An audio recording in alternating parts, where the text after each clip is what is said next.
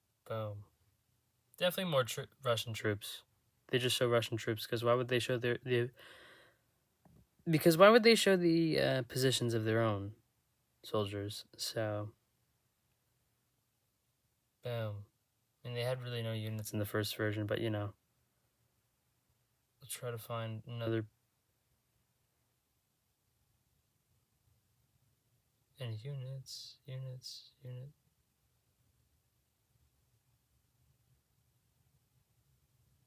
Very good.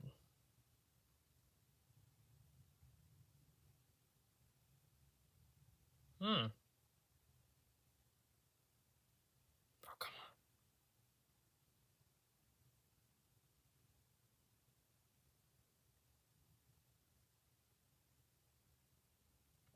I'll try to find the first version with units, or maybe the maximum at least, because they did not have enough units.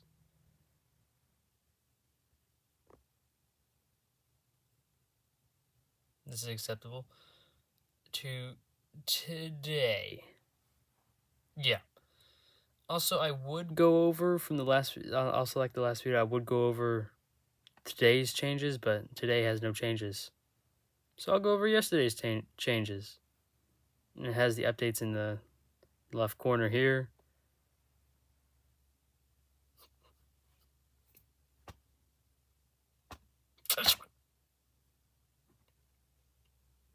For some reason, it took a while. Really goes back far, doesn't it?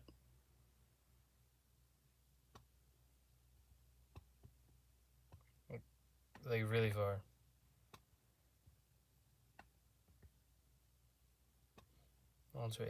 All the way to April 3rd. Anyways, the enemy advanced in this near the Makivka and Ocharavatov. Let's look at the 3 locations real quick. Alright. Zoom out a bit. Compare it to yesterday.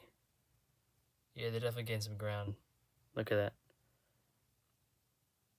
And then do today's again. Makivka.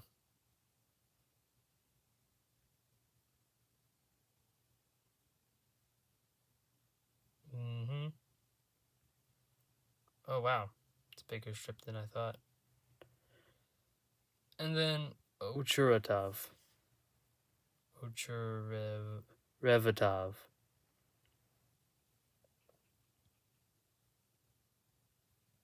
Then, boom.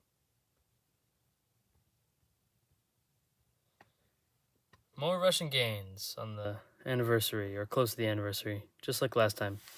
Well, sorry guys for making this too long. Goodbye, everybody. I just had to fit it all in, you know? With peace deals and negotiations ramping up recently, who knows when this war will be over? It's anyone's game. So, this was a just in case of the summaries and all. Bye. I just wanted to see if I didn't leave the light on. The light's not on. I just wanted to see what would happen if I left the light not on. Good decision by me.